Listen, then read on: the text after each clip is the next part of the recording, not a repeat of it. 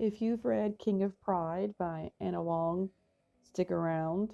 If not, scroll. You'll be spoiled a little bit. I really love Anna Huang's books. They're fantastic. But King of Pride, I have a few issues with, and that could just be me. I don't know. You let me know if you agree or disagree with what I'm about to say. So, in this book, Isabella, the FMC, I like her. She's fun, all that.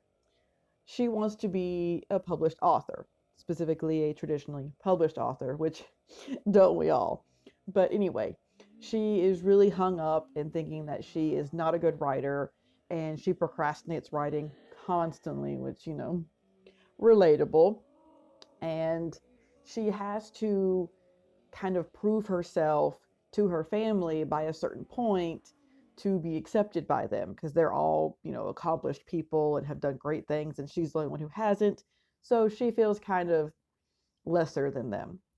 And so she writes this book, gets, I think, most of it done, and kind of like stops writing on it. She gets very defeated. And in comes her boyfriend slash guy she's dating, Kai. We love Kai.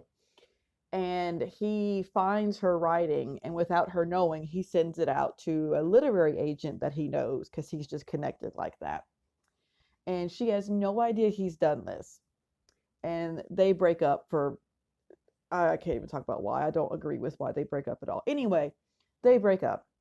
And she gets this random email from this really famous literary agent who's like, "Hey, I read your book. I thought it was great. I want to represent you and get your book published." And of course, she's like, "Oh my gosh, who did this? It was Kai." And then they get back together and happy ending and blah, blah, blah. My beef is it doesn't work like that. I don't care if she wrote the world's greatest novel ever. That's just not how it works.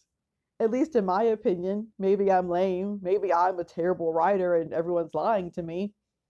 But you typically have to send your stuff off to several different agents before one gives you the time of day, much less a complete offer of representation. And I would perhaps find this more believable if the literary agent was like just beginning and building their portfolio of authors and whatnot. But this is supposed to be like one of the top literary agents. And I just, at that point in the book, as an indie author who desperately would like to be traditionally published, it just grated on my soul. And again, I love Anna. She's fantastic. I don't know if she ever was self published before she got into the big world of traditional publishing. My guess is not.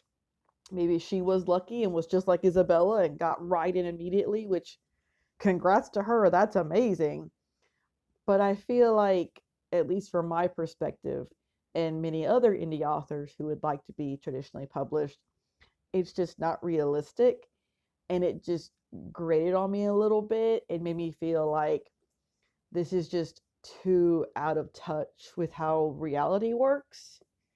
So that's just my opinion. There were other things I didn't like. Like I said, the breakup part was, I don't, that's just a checklist. I didn't like that. So let me know your thoughts below. I'd appreciate it. Did you also find that part ridiculous, or do you not care because you just read it for fun and you're not trying to be an author?